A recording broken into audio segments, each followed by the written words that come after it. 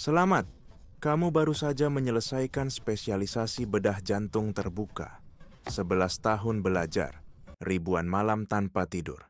Ayahmu menyimpan ijazahmu dalam sebuah lemari kaca, seolah itu adalah relik bersejarah. Kamu mendapatkan pekerjaan di rumah sakit swasta bergengsi. Sebuah tempat dengan lantai yang mengkilap, mesin yang senyap, dan pasien yang datang dengan mobil mewah. Kamu melakukan operasi jantung. Secara harfiah, orang-orang mempercayakan hidup mereka di tanganmu. Namamu mulai muncul di majalah medis. Anak muda ajaib dalam bidang bedah. Spesialis dalam prosedur yang mustahil. Kamu diundang ke kongres, diminta wawancara. Agenda kamu penuh hingga 6 bulan ke depan. Semua terlihat sempurna. Hingga suatu malam seorang pria sangat rapi muncul di ruang konsultasimu tanpa janji. Setelan gelap, senyum tenang, dan 4 pengawal menunggu di luar. Dia duduk di hadapanmu seolah sudah mengenalmu. Dokter, saya butuh bakat Anda. Untuk seorang pasien yang tidak bisa dibawa ke rumah sakit, kamu mencoba menolak dengan sopan, menjelaskan protokol, etika medis, tanggung jawab hukum. Pria itu mengangguk tenang, seolah mendengar seorang anak menjelaskan bagaimana dunia bekerja. Lalu dia meletakkan sebuah map di atas mejamu. Di dalamnya ada foto-foto, rumahmu, istrimu. Anakmu berjalan menuju sekolah. Tidak agresif, tidak eksplisit, hanya informasi. Banyak informasi. Pria itu kembali tersenyum. Dokter, saya tidak meminta Anda melanggar hukum, hanya menyelamatkan nyawa. Seperti yang selalu Anda lakukan. Beda hanya tempatnya dan pasiennya. Operasi dilakukan di loteng. Sebuah bangunan tua. Jendela ditutup rapat. Peralatan medis dibawa dalam kotak tanpa merek. Pasien pria berusia 60 tahun. Ada peluru di dekat jantungnya. Operasi berlangsung 4 jam. Tidak ada ruang steril. Tidak ada peralatan lengkap. Hanya tanganmu. Dan sebuah lampu portabel. Keringat jatuh ke dalam maskermu. Tapi kamu berhasil mengeluarkan pelurunya. Jantung masih berdetak. Pria rapi itu mengamati diam-diam. Saat selesai, dia memberimu sebuah amplop. Di dalamnya ada uang lebih banyak dari gaji tahunanmu. Kerja bagus, dokter. Lalu dia menambahkan sesuatu. Mungkin kami akan memanggil Anda lagi. Kamu mencoba melupakan insiden itu. Kembali ke kehidupan normalmu. Operasi terjadwal. Pasien yang berterima kasih. Foto bersama rekan. Tapi 2 minggu kemudian kamu mendapat pesan lagi. Sebuah mobil hitam menunggu di luar rumah sakit. Kali ini bukan permintaan, tapi janji. Kamu dibawa ke sebuah rumah mewah di perbukitan. Pasien muda, seorang pemimpin dalam sebuah organisasi tertentu, mengidap infeksi parah di paru-paru. Kalau tidak dioperasi, dia mati. Operasi berlangsung 6 jam. Saat selesai, pemimpin itu bernapas sendiri. Dia menatap dengan campuran rasa sakit dan hormat. Dokter, mulai hari ini Anda bagian dari keluarga. Realitas barumu mulai perlahan. Awalnya hanya panggilan sesekali. Operasi rahasia tiap bulan. Lalu tiap minggu. Kemudian tiap 3 hari. Kamu belajar bekerja di luar sistem. Peralatan dibeli dari pasar yang aneh. Obat-obatan yang tak pernah tercatat. Ruang operasi darurat di ruang bawah tanah. Yacht. Peternakan terpencil. Garasi kosong. Popularitas publikmu tumbuh. Tapi karier rahasiamu tumbuh lebih cepat. Kamu dokter tak terlihat, yang menyelesaikan masalah yang tidak boleh ada secara resmi. Tak lama kemudian, kamu mengerti hal penting. Mafia tidak hanya butuh dokter, tapi butuh keajaiban. Orang dengan paru-paru berlubang, tangan yang hancur, tengkorak retak, luka yang di rumah sakit akan memicu 10 alarm. Kamu bekerja dalam keheningan, tanpa tanya, tanpa laporan, tanpa polisi. Namamu mulai beredar di dunia itu, bukan sebagai dokter, tapi sebagai legenda. Pria yang selalu menemukan caranya. Tapi ada juga momen-momen absurd. Suatu kali kamu dibangunkan jam 4 pagi. Seorang bos kriminal sakit dada. Diduga serangan jantung.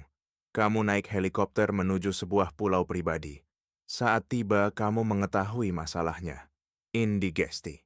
Terlalu banyak makan, terlalu banyak minum anggur. Kamu beri antacid. Tarifnya fantastis. Mafia berterima kasih seolah kamu menyelamatkan dunia. Seiring waktu, kamu jadi lebih berhati-hati. Membuat identitas palsu, rekening bank terpisah, klinik sementara, belajar menghilang secara digital, tapi juga berubah dalam diri. Pasien legalmu berbeda. Orang biasa, guru, tukang roti, orang tua. Mereka berterima kasih dengan air mata, yang lain dengan amplop. Dua dunia, satu kehidupan. Suatu hari situasi berubah. Kamu dipanggil untuk sesuatu yang belum pernah dilakukan.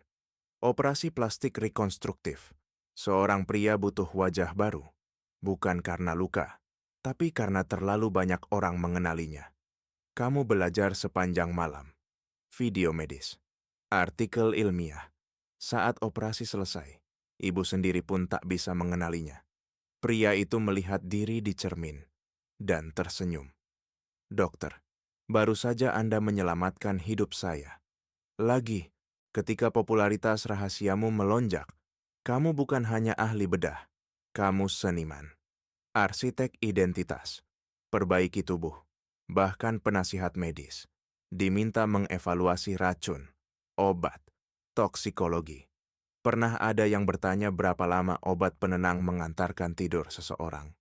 Kamu menjawab sebagai ilmuwan, tapi kamu tahu untuk apa sebenarnya pertanyaan itu. Hari itu kamu tidak tidur. Di rumah segala sesuatu berubah. Istrimu menyadari sesuatu. Kamu bekerja terlalu keras, terlalu sering bepergian, selalu lelah, tapi juga menghasilkan banyak uang, membeli rumah besar, liburan mewah, sekolah swasta untuk anakmu. Semua tampak sempurna. Kecuali satu hal. Kamu tak pernah bicara tentang pekerjaan malammu. Suatu hari kamu mendapat telepon berbeda. Bukan darurat, tapi pertemuan. Dibawa ke restoran kosong. Hanya 3 orang di meja. Pemimpin yang kamu selamatkan beberapa bulan lalu. Pria rapi. Dan seseorang baru. Seorang pria tua berwajah dingin. Dokter. Dikatakan Anda yang terbaik. Kami perlu tahu apakah itu benar.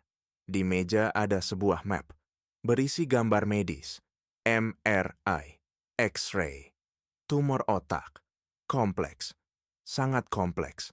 Pasien itu pria tua itu, dan kamu hanya punya satu kesempatan. Operasi dilakukan di rumah sakit swasta, tapi setelah tengah malam, tanpa catatan, tanpa nama, hanya staf terpilih. 12 jam operasi, punggungmu terbakar. Tanganmu gemetar, tapi kamu tidak berhenti. Dan kamu juga jangan berhenti sekarang. Ini waktu untuk berlangganan kanal kami dan like video ini. Akhirnya kamu mengangkat tumornya. Monitor masih menunjukkan detak jantung stabil. Pria tua itu bertahan, dan sesuatu berubah di ruangan itu. Rasa hormat menjadi sesuatu yang lain. Ketergantungan. Beberapa minggu kemudian kamu mendapat undangan. Bukan perintah, undangan. Sebuah perkebunan besar di pegunungan. Pria tua itu menunggumu di taman sepi. Dokter, Anda telah menyelamatkan hidup saya. Itu menciptakan utang. Di dunia kami, utang tidak terlupakan. Dia mendekat. Mulai hari ini Anda akan menjadi dokter resmi kami. Bukan hanya untuk darurat, tapi semua. Keluarga, rekan, sekutu. Gaji tahunanmu kini hanya cukup dalam satu transfer bulanan. Kebebasanmu tidak begitu. Hidupmu terpecah total. Siang, dokter terkenal. Konferensi, wawancara, penghargaan. Malam, dokter tak terlihat. Luka tembak, patah tulang parah. Masalah yang tak pernah tercatat dalam arsip. Kamu mulai tidur lebih sedikit, makan lebih sedikit, berpikir terlalu banyak. Tapi uang terus datang, dan bersamanya ada rasa berbahaya. Kebiasaan. Suatu dini hari datang kasus berbeda. Seorang pria muda, sangat muda, Baru 20 tahun. Luka di perut. Saat kamu operasi terdengar suara di luar. Mereka berdebat. Kamu tahu kemudian, dia bukan mafia. Dia wartawan. Terlalu banyak menyelidiki. Tugasmu menyelamatkannya, agar bisa diinterogasi. Lalu kamu menyadari sesuatu yang mengerikan. Menyelamatkan hidup tidak selalu berarti berbuat baik. Operasi selesai. Pemuda itu hidup. Malam itu kamu tak berani menatap cermin. Setelah malam itu ada sesuatu yang rusak dalam dirimu. Bukan ketakutan. Ketakutan sudah menjadi rutinitas. Ini sesuatu yang lain. Kesadaran. Kamu mulai memperhatikan hal-hal yang dulu kamu abaikan. Pasien yang kau operasi datang kembali berminggu-minggu kemudian dengan luka baru. Beberapa tak pernah kembali. Lain muncul di berita, tapi tanpa nama. Kecelakaan, kehilangan, kebakaran misterius. Kamu tahu dengan pasti apa yang terjadi. Dan kamu tahu tanganmu membantu cerita itu terus berlanjut. Gagasan itu perlahan tumbuh. Kamu tidak bisa terus begini, tapi juga tak bisa pergi begitu saja. Tak ada yang meninggalkan dunia itu. Tidak dengan berjalan kaki. Kamu mulai merencanakan sesuatu yang mustahil. Sebuah kesalahan medis yang sangat spesifik. Hanya kamu yang mengerti. Henti jantung saat operasi kompleks, tanpa tanda nyata, tanpa jejak jelas. Pasiennya pria tua itu, orang yang membuatmu dokter resmi organisasi. Bukan karena balas dendam, tapi untuk melarikan diri. Tanpanya sistem runtuh, aliansi berubah. Kekacauan mulai. Dalam kekacauan, mungkin kamu bisa menghilang. Kamu tahu persis caranya. Dosis minimal anestesi tertentu, dikombinasikan dengan pengencer darah, menyebabkan pendarahan internal yang tampak seperti komplikasi alami. Hampir mustahil dibuktikan. Pengetahuan yang hanya dimiliki orang sepertimu. Kesempatan datang beberapa bulan kemudian. Pria tua itu butuh operasi lagi. Masalah pembuluh darah, tidak darurat, tapi sensitif. Kamu dipanggil ke fasilitas medisnya. Ruang operasi lebih lengkap daripada banyak rumah sakit. Monitor senyap, cahaya putih sempurna. Semua siap. Pria tua itu menatapmu sebelum tidur. Dokter, saya lebih percaya pada Anda daripada keluarga saya sendiri. Kamu tersenyum. Ironi memang aneh. Operasi dimulai, sayatan tepat, pembuluh darah terekspos, gerakan presisi. Tanganmu masih sempurna. Tak seorang pun curiga. Tapi pada momen tertentu kamu membuat penyesuaian. Hanya sedikit ubahan pada infus. Tidak dramatis, tidak terlihat. Hanya variabel berbeda dalam persamaan medis. Selama 20 menit semua normal. Lalu monitor berubah. Detak jantung jadi tidak teratur. Ahli anestesi cemas. Dokter, ada yang salah. Mereka mencoba menstabilkan. Obat, pijat jantung, defibrilator. Tapi kamu tahu kebenarannya. Tak ada jalan kembali. Setelah 40 menit dinyatakan meninggal. Sunyi. Tak seorang pun bicara. Orang yang dulu mengendalikan setengah dunia, baru saja mati di mejamu. Yang terjadi persis seperti perkiraanmu. Kekacauan, rapat mendadak, tuduhan, kecurigaan. Faksi berbeda mulai saling tak percaya. Kekuasaan pecah. Tak ada waktu peduli soal dokter. Kamu hanya spesialis yang mencoba menyelamatkan. Bahkan mereka berterima kasih atas usahamu. Selama berminggu-minggu semuanya lambat membara. Sementara itu kamu melakukan sesuatu yang berbeda. Mempersiapkan keluarmu. Akun ditutup. Identitas dihapus. Dokumen baru. Keluargamu tak lagi tinggal di kota yang sama. Bulan lalu kamu atur pemindahan tanpa penjelasan. Istrimu kira itu paranoia. Mungkin memang. Tapi berhasil. Suatu malam kamu menghilang begitu saja. Konsultasimu kosong, telepon mati. Namamu berhenti muncul di konferensi. Di rumah sakit, di mana saja. Berita medis membicarakan ketidakhadiranmu. Beberapa bilang kamu pensiun. Lain percaya kamu terima pekerjaan di negara lain. Kenyataannya lebih sederhana. Kamu di sebuah kota kecil pesisir, di mana tak ada yang kenal namamu. di mana tak ada yang tahu kamu pernah terkenal, bahkan bahwa kamu pernah mengoperasi orang paling berbahaya di dunia. Klinik barumu kecil, sebuah ruangan putih, 2 kursi, meja tua. Pasien pertamamu seorang nelayan, sakit dada, tidak serius. Kamu beri pengobatan. Dia bayar dengan jabat tangan dan sekantong buah. Kamu duduk setelah dia pergi, mengamati tanganmu. Tangan yang sama yang mengoperasi ratusan tubuh. Tangan yang sama yang menyelamatkan penjahat. Tangan yang sama yang menyebabkan kematian pria kuat. Untuk pertama kali dalam bertahun-tahun. Tak gemetar. Waktu berlalu. Bulan. Kemudian tahun. Mafia yang kamu kenal tak lagi sama. Perang internal menghancurkannya. Kelompok baru menggantikannya. Tapi tak ada yang mencarimu. Karena tak ada yang tahu di mana kamu. Anakmu sekarang dewasa. Kadang berkunjung. Dia pikir ayahnya dokter pensiunan yang memilih hidup tenang. Dan mungkin itulah kamu sekarang. Suatu sore datang pria baru ke klinik. Setelan gelap, senyum tenang. Duduk di hadapan mejamu. Jantungmu berhenti sejenak. Karena kamu mengenali jenis kehadiran itu, jenis ketenangan itu. Dokter, saya butuh bantuan Anda. Pasien sangat penting. Sunyi. Pria itu menggeser map di meja. Di dalam ada gambar medis, X-ray, hasil. Persis seperti bertahun-tahun lalu. Pria itu tersenyum tipis. Dikatakan Anda yang terbaik. Kamu menatapnya beberapa detik, lalu melakukan sesuatu yang tak terduga.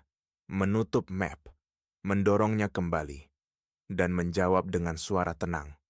Saya bukan dokter itu. Tidak lagi. Pria itu memandangmu, seolah mencoba memutuskan sesuatu. Lalu berdiri, mengepang bahu, dan pergi. Saat pintu tertutup, kamu sendirian di klinik, menghela napas dalam-dalam. Mungkin cerita itu tak pernah benar-benar berakhir. Mungkin selalu ada yang mencari dokter seperti kamu. Tapi hari ini kamu melakukan sesuatu berbeda. Untuk pertama kali kamu memilih tidak masuk, melihat laut lewat jendela. Suara ombak memenuhi ruangan, dan kamu mengerti sesuatu yang sederhana. Kamu tak bisa menghapus masa lalu, tapi kamu bisa memilih pasien berikutnya. Dan hari ini kamu memilih menyelamatkan dirimu sendiri.